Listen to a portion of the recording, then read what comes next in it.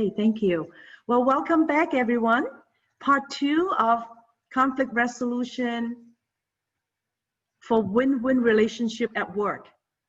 And for those who missed the first part, it's valuable to go back to the YouTube and watch it. Our goal for our discussion today is to use the right communication skill. We had a series of very practical communication workshops, and we're using those communication skills for resolving conflicts with the right outcome. And the goal is to build trusted and win-win relationship at work. So we talked last time about why and how conflicts come about. Whenever there are people, there are bound to be conflicts because we're different. And what are the impacts and outcome of conflicts? When to consider win-lose, lose-win, lose-lose, or win-win. And today we're going to dive deep into conflict resolution journey 1 to 9. Actually, I added a bonus for you. And when we said when working together is not working, it's because when we have conflicts that we didn't resolve very well. And last time we mentioned conflicts happen all the time. Whenever we have people, we have different personality, culture, value, different agenda. When we have limited resources, we're bound to have conflict. In fact, we could have some real conflicts for good reasons, and there could be some perceived conflict that could be misunderstanding, miscommunication, or the wrong assumption. So for real conflicts, they are actually good. They're healthy to help us get to know each other better. And conflict is really part of everyday life for any age group, any ethnic background, for any industry, and both at work, at home, in the church, or in the community. It happens to all of us. And we said conflicts, not just at the personal level, also at the organizational level and the global level. As we all know, during this season of the pandemic and season of election and very much active social unrest, there are various types of conflict right now in our personal life, professional life, in this country and around the world. And it's important that we don't think that conflicts are always negative, because we can learn from it. We can learn how to get to know each other. And we know conflicts really cause quite a bit of stress, both in our physical, emotional, social, and financial, and psychological, even spiritual impact. And we mentioned, and we're going to drill in this quite a bit more, the very critical factor to help resolve conflict is when we have love, to accept others, to have the patience, the kindness, not to envy, not to boast, not to be conceited. That is going to be the foundation to help us to resolve conflict. We talked last time on the 3 conflict responses. I like the way this is phrased, right?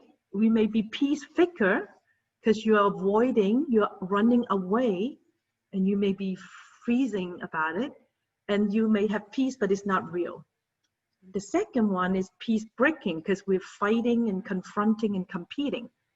And the best is, of course, the third one, peacemaking. And we're going to talk quite a bit of peacemaker today, that we will allow the blessings flow through the conflict resolution and how to make peace with other people. And we talked about those 5 universal fears, that we're very worried about being criticized, being rejected, failure, losing what we have, and not getting what we want. And yet we suggest to use these 5 counter approaches, that we want to be curious to learn about others' opinion instead of being critical, care about them instead of crushing them. And so many of us voted this one, connect before we correct. This is huge, right? When you have relationship, connecting with them, it's much easier. It's true with coworkers, with spouses, especially with our children, teenagers. Connect with them before you correct. Ask instead of assuming, and tell me more. What happened next? Listening. We're going to reinforce quite a bit of that today. And finally, last time we mentioned these 5 conflict resolution strategy, like an orange, right? The two of us, Stephanie and I, need to fight over this orange. We could avoid it and just leave it there. No one's getting it. Or we accommodate, I just give it to Stephanie. It's a lose win. I don't get anything. Or we compromise and cut in half. Or we compete and I fought over it and I take it over. It's a win-lose. Then I really hurt the relationship with Stephanie. And the best is collaborating when we could talk about why we need it. I need the skin for my baking and Stephanie needs the juice. Wow, that's great. We can win-win, right? We can have a bigger pie and 1 + 1 is greater than 2. So these are the 5 strategies and we can use each one of these, and we talked about last time, based on different situations. And they could all be accepted. And of course, the best is collaborating, which is win-win for some very important issue. And it takes more time because it takes time to understand each other and come up with good solutions. So we ended last time with the journey of 1 through 9. And today I gave you a bonus. We actually go all the way to 10. And we cover the top 3 last time, where 1 is the unity. We have unity in diversity. Even though we're different, we could still have unity, especially among Christians, in church, in the family. We are one in Christ. Even in organizations, at work, we're on the same team. So we learn to have unity in diversity, learn to reconcile, to resolve conflict, or even agree to disagree, but we're one team. And there are always 2 parties involved, and it takes 2 to tango, right? It takes 2 to argue, and it takes 2 to reconcile. And there are 2 types of outcome, whether it's a good outcome that we can build peace and get to know each other and come up with better creative solution, or could be bad outcome if we didn't handle it well. And we talked about the 3 myths where we thought, oh, it's zero-sum game, but actually you could have 1 + 1 greater than 2. And we said that you could have good conflict resolution is not always bad. Conflict could be healthy. And that we said conflict could be natural, and yet we could try to avoid them if we are proactive in preventing. Prevention is better than cure. So today onward, we're going to focus on the next 4 through 10. Very practical skill. And you see the principles and practical techniques for us to put into practice and reinforcing those principles. So we start with 4G, and I know we're in the world of 5G. So the peacemaking ministry summarized these 4G biblical peacemaking principles for conflict resolution. I find them very practical. Instead of trying to get into 5G, we'll stay with 4G technology today. So first is to glorify God, and we mentioned last time too. Out of all the conflict, and I'm sure we experience it at home and at work, you actually find the conflict can help to glorify God, which is a very positive outcome, and not let Satan take advantage of our conflict and attack us. So we learn whatever we do, eat or drink, that we give all the glory to God. And the second G is to get the log out of our own eye, right? When you point one finger at someone, you have 4 fingers pointing at yourself. So Matthew reminded us, start thinking from what you can work on first before you criticize or judge others. And we should not criticize, right? We should ask questions, and we should examine ourselves first. And the third G is to be gentle in restoring the relationship, even if someone is wrong, how to encourage them, like in Galatians 6:1 tells us. And the fourth G is to go and be reconciled. And we can go the extra mile and be careful to reconcile before we get the relationship to a worst situation. So those are the 4G to remind us. And then when we learn all these principles and skill, I really challenge us to practice this 4H, where it isn't going to be just head knowledge in our head. We want it to sink into our heart, and we feel convicted in our emotion and say, yes, I want to be right with this person, so that we can build positive relationship. And then put it into practice. one step at a time, day by day, into our hands. And then we may start with one change, and that change we can do it day after day and make it a habit. So those are the 4H that I challenge us to really put into practice from what we learn. So here goes the first very practical skill in conflict resolution.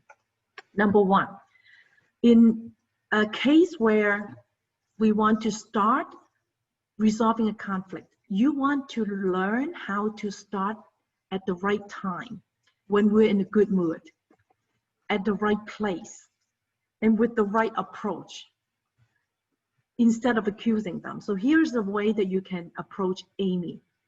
Amy, I'd like to talk about the way you treated me earlier. Is now a good time? Or should we talk after our team meeting?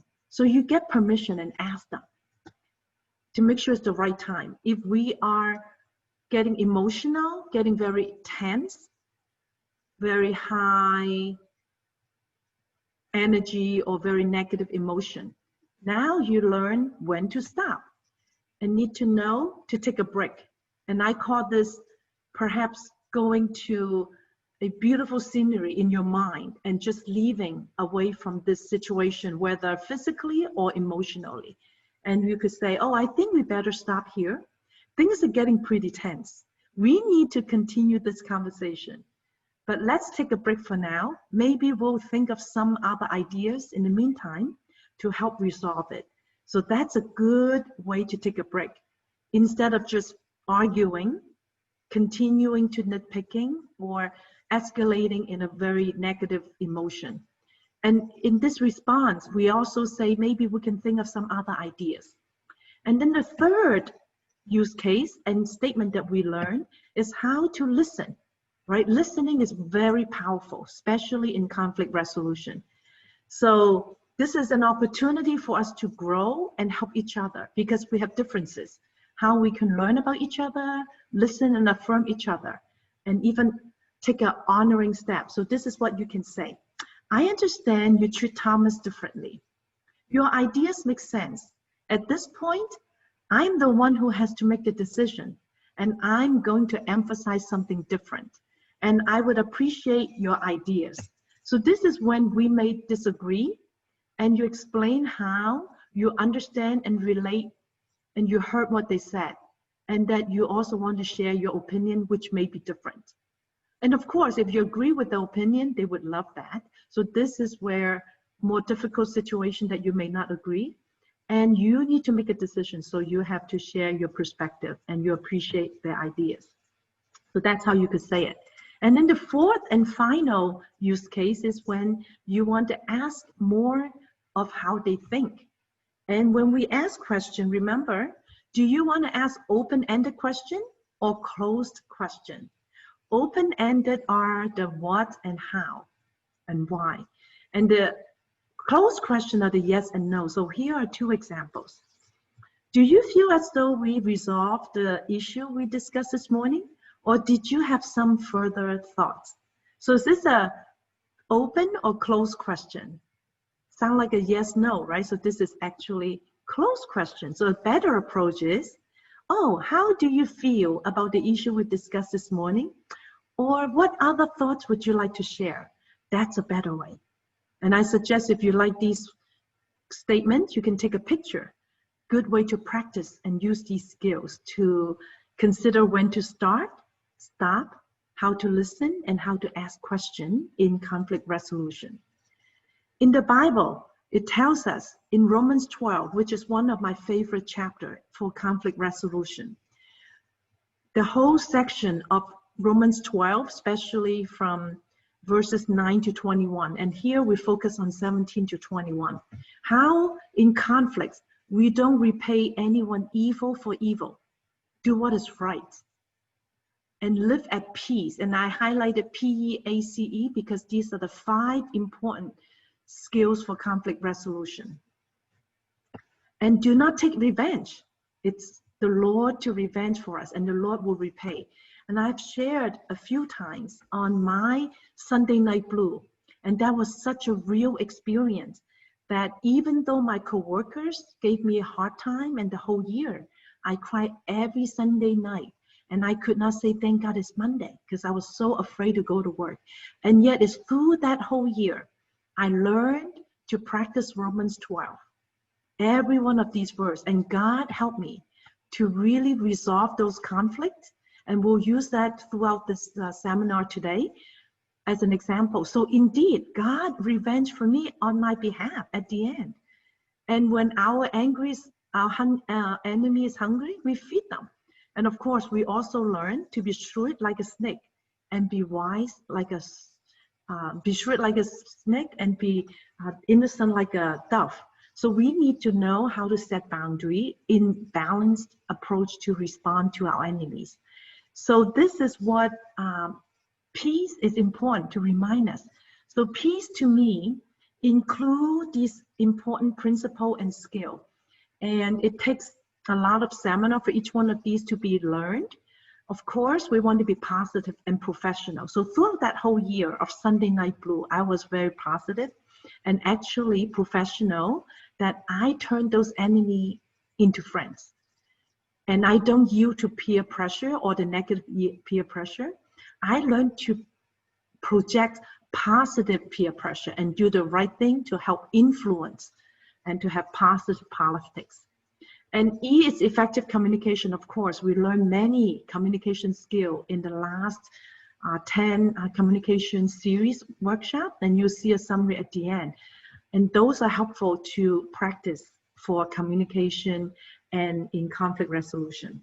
A is appealing personality, very powerful. When we learn to serve others, think from their perspective, and have integrity and character quotient, CQ, that makes our conflict resolution easier. And of course, C is conflict resolution to build relationship and not afraid of adversity quotient. And E is the empathy, right? Feel how they feel, relate to the emotion, and we'll go through many skills on that today. So I actually have 8 Qs, like the 8 blessings, and I'll share more about this call to work 12-week series that we started last Friday. And today's the second one tonight, and I'll share more about it. And in this 12-week series, I would actually go through all these 8 Qs, how to apply them in our workplace as we integrate our Christian faith in the workplace. So more to come later.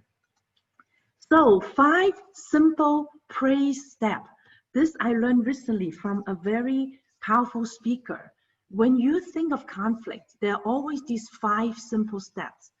Things that are positive, that you agree with each other. So always think, hey, what are the common ground? What we can agree on? What's the positive? And then ours to reverse. Yeah, there's something we disagree, so let's categorize them.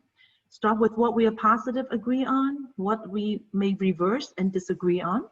And then let's aggregate, combined, what could be win-win. We went through those 5 strategies, right?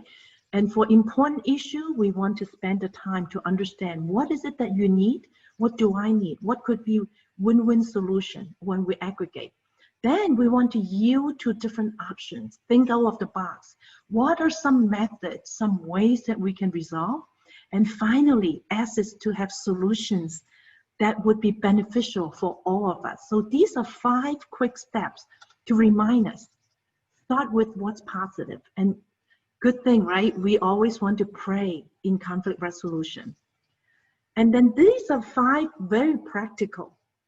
Pause, right? As we talked about when to pause when we resolve conflict, we start with, we just mentioned pray, right? You need to prepare.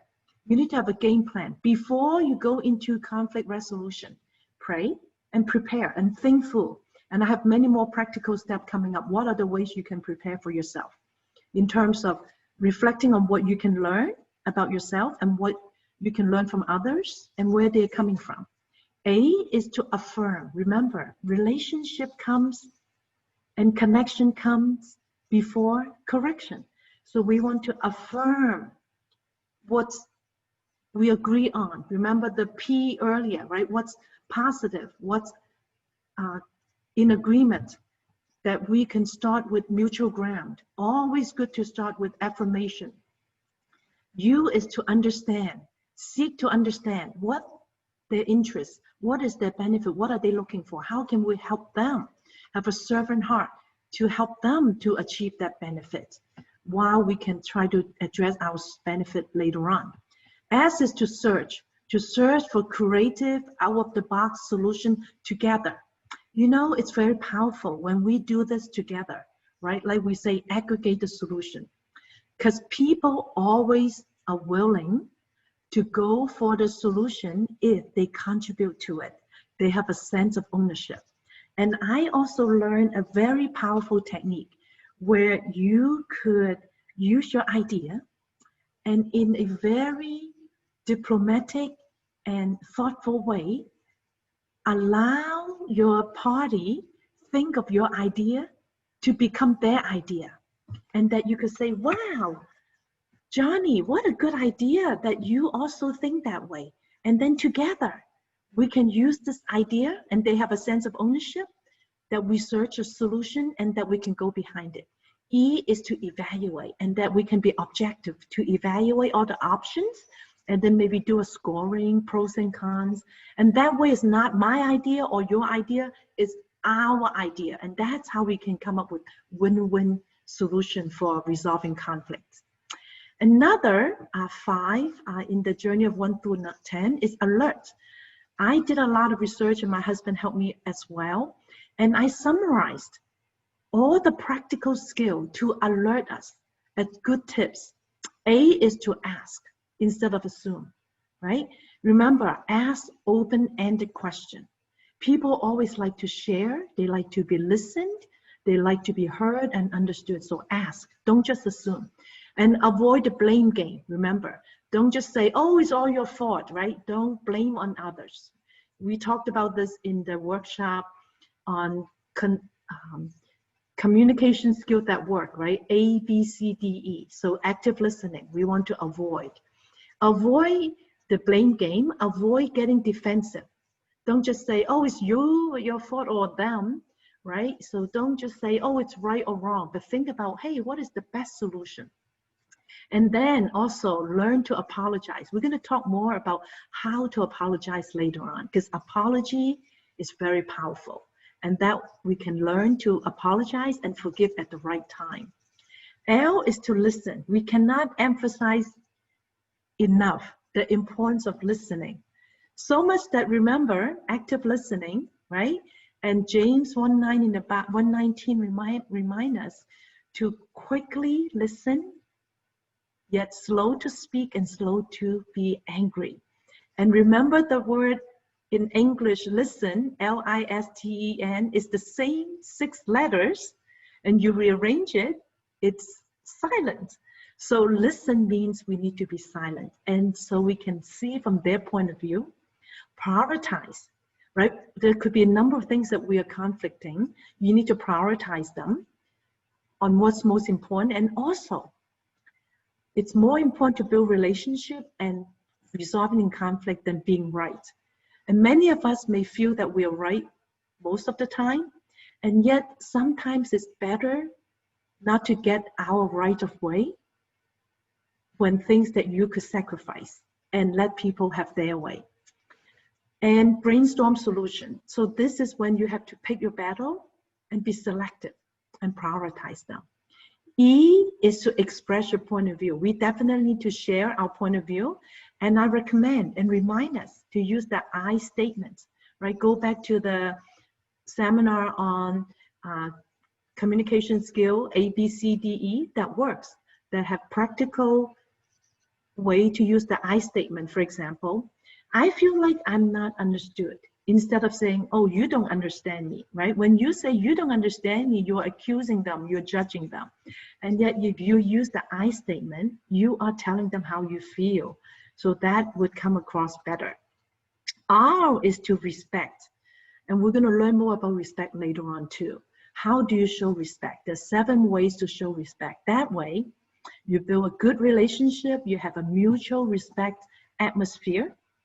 It's not antagonistic, it's not angry, it's not about arguing or complaining or bad mouthing, no gossiping, and don't take it personally, even when people may not agree with you, right? Separate the people from the problem. Separate the people from the problem. So we focus on the problem solving and care about the people by respecting them and building relationship. And finally, T is to tame our emotion. The whole foundation and ground rule of conflict resolution is based on love, based on a calm emotion. If you are in a bad mood or anyone in the discussion have emotional reaction, it's good to take a break. We talked about that earlier, to give it time and pick the right time to come back. After we are calm, after we vent, right? We are human beings. We have limitation. We have emotions. It's healthy to vent. You just choose the right people to vent. You don't vent to the boss per se or vent to the someone you're negotiating. You may vent, for example, for my whole year of Sunday Night Blue, when I cry every Sunday, I had to vent. So I don't cry in front of my coworkers who gave me a hard time. I cry to my husband and my 2 children every weekend. We read the Bible, we pray together until I have the courage and the faith and the wisdom to face Monday. So we do need to find the right people in the right place to vent. We are emotional beings. We need to express our emotion and just need to tame it and ask God to help, to have patience and learn to have a good sense of humor. For example, I tend to be a taskmaster. I know we need to be careful not to be labeled or have a negative brand. And yet, if it's well known that I'm a taskmaster, I would just joke and say, yeah, that's the Elaine taskmaster again, you know, just kind of tease yourself, laugh about yourself. And that helped to resolve some tension. That helped to lower the guard. That also show your humility. Remember, we talked about the shine value, right? The H is humility. So that lowers the guard and people will be more open to listen to different ideas. And finally, we want to focus on the present, not the past.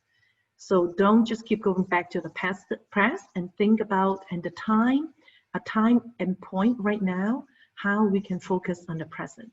Now moving from 5 to 6. 6, there's only one, which is to give thanks. When you have a thankful attitude, in fact, this closing phrase is very powerful. Gratitude is the attitude to altitude. If you are grateful, you give thanks to the people you work with. You give thanks through these 6 ways. You have the right positive attitude. And this is a good, healthy habit, actually. People name 3 things that they're grateful for. Say 3 things that you want to thank your team, your boss, your partner at work, your family members, right? Or even at least 1 that you're grateful for. And that gives you the attitude to bring you to higher ground, to altitude. And by way of seeking to understand where they're coming from, right? Rhythm, W-I-I-F-M, means what's in it for me and what's in it for them. Why do they care? Why do we have this conflict? What is the cause, right? To understand. And what is our goal? And H is that harmony. Make sure we build positive tone relationship. And A is to accept their weakness and even accept my weakness and appreciate their strength. And that's where the gratitude comes in. And remember the sandwich technique, right? The first bread is to tell them in a sincere and genuine way that I appreciate how you are thorough in following up with our action. And then you say the meat of what your recommendation is and say, and I recommend that you would use a more positive attitude as we discuss different ideas, right? And then the final bread is the benefit. This way we have a good team spirit and work together well. And that would be helpful for people who focus a lot on tasks or problem and kind of lose sight of the people relationship. So sometimes you need to encourage them. So accept the weakness and appreciate the strength and nurture the respectful relationship. We'll talk about respect in a minute. And K is to keep that open mind, right? As we know in Proverbs 27 tells us iron sharpens iron. We can always learn something new from other people, and that we can come up with a win-win solution. And finally, S is the servant leadership, right? Think from their perspective. How can we help them to be successful? How can I help them to develop their full potential? And that way, you can benefit them and benefit the team collectively, and you would benefit from it. So going on to 7. 7, as we emphasize the importance of listening, there's 7 deadly sins of not listening. And I'm guilty of many of these. So let's go through them one by one. Sometimes we discount and look down on what people think because you have a certain opinion. So don't discount what people said. Even some people may come across not as capable. Pray and ask God to give them the respect, and don't discount them. Filter, right? Don't filter and have a biased opinion. Try to don't wear a kind of a certain lens or a color glasses, right? Try to be open-minded. F is forecast, right? Don't think ahead of others. We sometimes tend to be a fast talker. I am very guilty of that, and a fast thinker. I may be ahead a few steps of other people, and yet I need to learn not to forecast and think ahead of them. Even though I may have it in my mind, you may not want to say it out loud. You need to meet people where they are and try to go alongside so that they're willing to follow you as opposed to trying to run and catch up with you. Relating, right? Sometimes you may say, oh, compared to what I went through before, this is nothing. So again, you're kind of comparing and having an opinion or very biased. So we try to avoid that.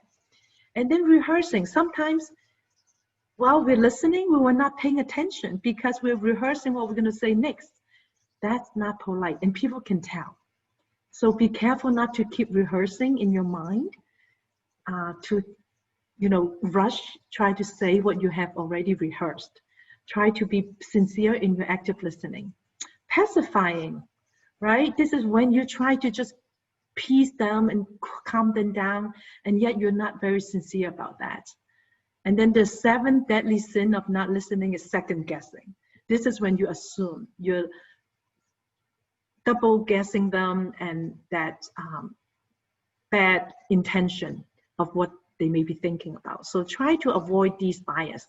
Instead, let's do these 7 ways of really showing respect to the people we are resolving conflict, whether at home, at work, or in the community or in church. This is very practical, right?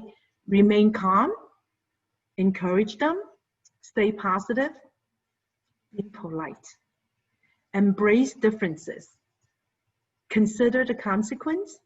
This is when you know if you lose your cool, you lose your temper, if you keep competing, how much you're going to hurt the relationship. If that is important for you to build positive relationship, you need to consider your consequences.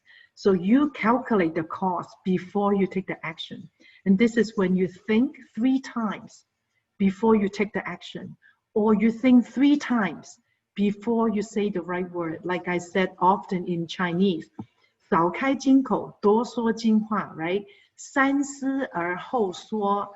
So don't open your golden mouth unless you have something golden, encouraging, positive to say.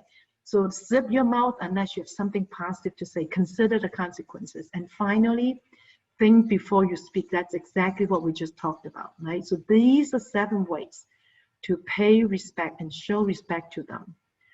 And final 7 is apology. We're going to spend a few minutes on this. This is very important. When we resolve conflict, there are times that we came to realize, oh, it's my fault that I caused this conflict. And I learned over my 34 years of marriage how this is so important. I remember first half of our marriage in the last 34 years, a lot of times my husband will apologize even though when I was wrong, and it's really helped our marriage. And now I learn to apologize and be careful not to make the mistake of these post-it, right? And here are the 7A I learned from Peacemaker Ministry by Ken Sande. He said, Address everyone involved, right? If you are wrong against a number of people, make sure you are fair and go back to apologize to them. Second A, avoid saying, oh, I'm sorry, but that means you didn't mean what you said. Oh, I'm sorry. If you didn't do this, I wouldn't have done that. Or, oh, I'm sorry, you made me do that. So that's all pointing and blaming others. So we want to avoid that. Or so avoid the word if, but, and maybe when you apologize. And admit very specifically, don't just be rude and say, oh, I'm sorry. You know, remember we communicate on the communication skill, right? 7% is words, 38% is your tone, and the 55% is your body language. So it's very important on your body language and your tone. Admit very specific what you apologize and what you're wrong about, and accept the consequences if you have really caused the conflict, and willing to accept that and be willing to change, alter your behavior, right? I like the word repentance in Chinese, means 悔改. It has two actions. 悔 means confess, and 改 means change, right? Don't be like King Saul in the Old Testament, where he often said sorry to Samuel or to God. Oh, I'm sorry. And yet, while he confessed, he did not really change. So 悔而不改 is not a good idea. So we need to be sincere in our apology and make the change. And then the 6A is to ask for forgiveness. And finally, is to allow time for the healing to take place. And you need to know the forgiveness is different from reconciliation, right? Forgiveness is when you forgive someone, you make their own decision. And when you ask them to forgive you, they may agree or not to agree to forgive. It's their decision. And yet you can always choose to forgive. And that way you would have the freedom. Forgiveness gives us the freedom not to be burdened by what you're mad about. You can forgive and forget, not so much forgetting the actual thing, not having like a moment of forgetting it. It's really forgetting the emotion associated with it, the anger, right? You're willing to forgive and forget. And reconciliation takes both sides. That's when both need to agree to reconcile. And that's when we can successfully resolve conflict. So those are the 7A. And to further emphasize the importance of apology, sometimes we're afraid to apologize because, oh, we think it's so difficult. So we overestimate the cost. Like I shared with you, I didn't want to apologize until I learned from my husband how to apologize in my marriage. And once you start the first time, it gets easier on the second time and easier on the third time. And these days in the pandemic, you're home together 7/24, right? All the time. You're bound to have conflicts.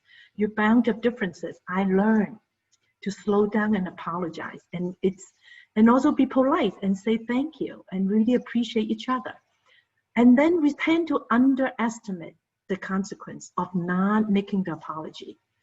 When you don't apologize, day by day, moment by moment, all the bitterness and the bad atmosphere, the bad relationship accumulate, and the consequence will multiply, and it would escalate to a very unmanageable state. So I really encourage us to take the courage and pray and ask God to help us to apologize when we know we are wrong. And the benefits really outweigh the cost, right? We apologize, it helps to build very trusted and respectful relationship. Deep relationship and deep interaction. Help to rebuild, to reconcile, to restore, help to heal, and it takes time, and helps to remove the barrier. I've done this so much, not just at home, also at work. Oftentimes, I was too quick to jump into conclusion. I would apologize to my coworkers or even my subordinates that I jump into conclusion. I was talking too fast. I thought you understood, and I want to clarify myself. So be humble, be willing to apologize at the right time, right? And of course, not to be overly humbled that you don't want to be just a carpet to be stepped on. And again, Matthew 10:16 is important, right? How to be shrewd like a snake and innocent like a dove. How to be wise. How do you set the boundary and do exactly the right amount? So pray and ask God to give you wisdom. And finally, an apology that we don't want to regret. We don't want to live a life filled with regret, right? Relationship matter more than always having to be right, like what we said. So we are willing to apologize and even write down the keywords, things that we want to say, and practice how to say it. Don't delay, otherwise you're going to say, oh, I wish I could have refreshed the love sooner, or revealed the apology sooner, or redeemed the mistake sooner, or restored the relationship sooner, or renewed the grace sooner. Recently, I have spoken at many parenting seminars or panel discussions, and I know many parents contact me and heard from them where teenagers could be a time that's very difficult. And I just encourage us, while your children are young, to really build positive relationship.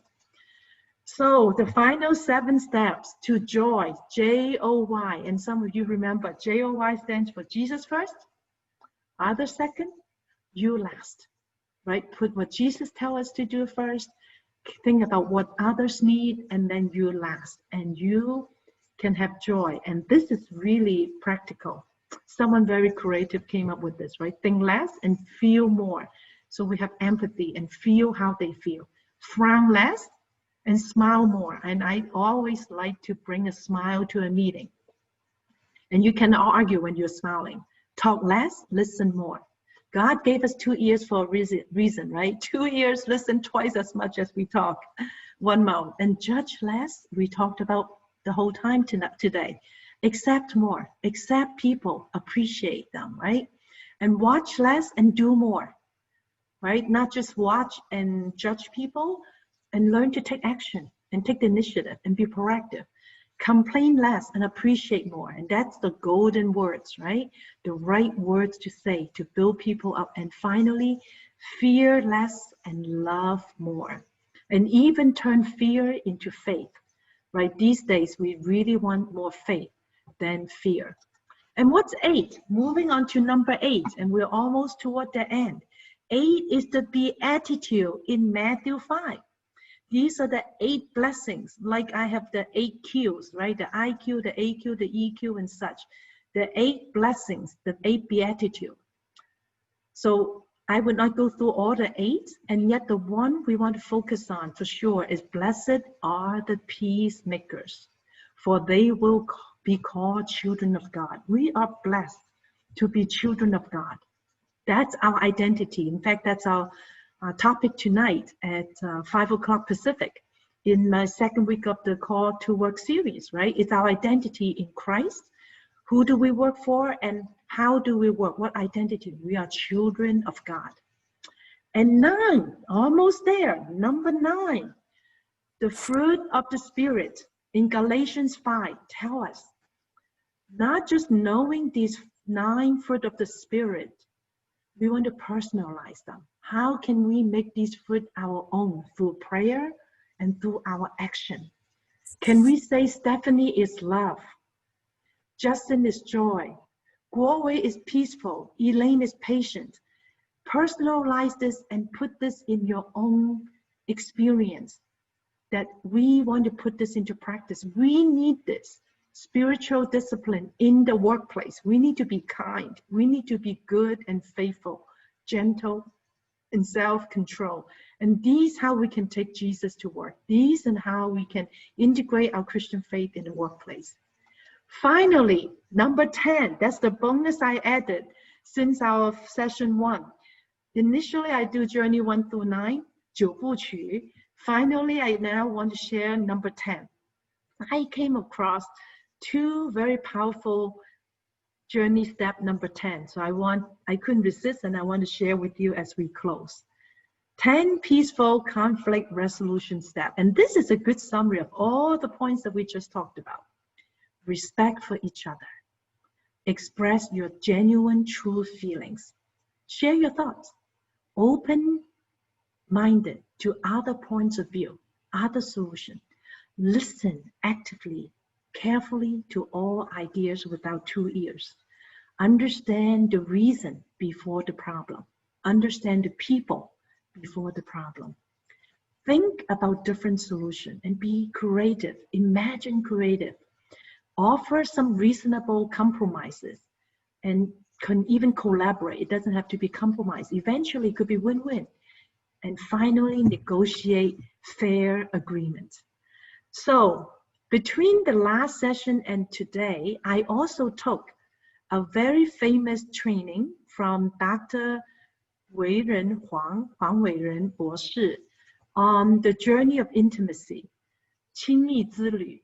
And I translated for him the steps of restoring relationship. And I came in from Chinese into English. So I'm going to share very quickly with you. And it's a very rich lesson that could take 2 hours. But I'm just going to share with you what I learned. And I translate it into English.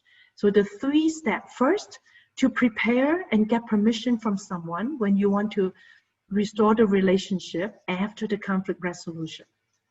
And you say, oh, I'd like to talk about last time when I lost my temper. Is this a good time? So this is when you get permission and you want to protect each other to have a good mood so we don't interrupt.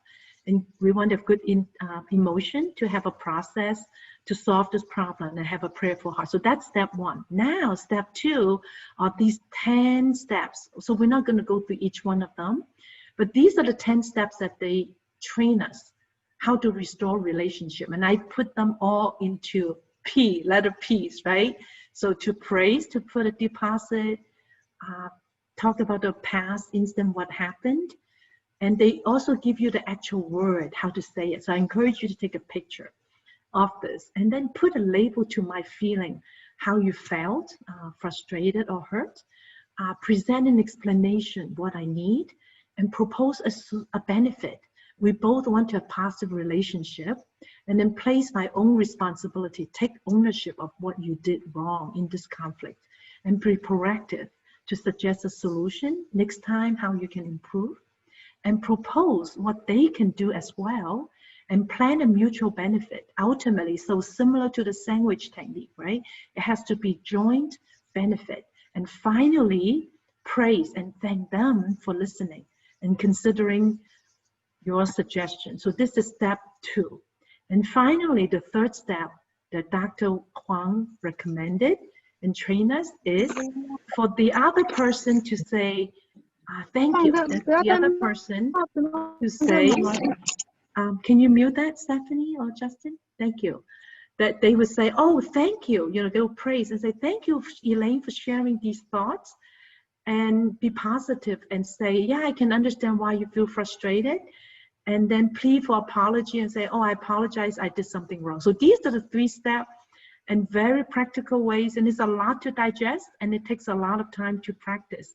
So just want to finish this journey of 1 to 10 for you. And actually these are the 20 P that you can take a picture of, summary of all the 3 steps that we learned from Dr. Huang in restoring a relationship.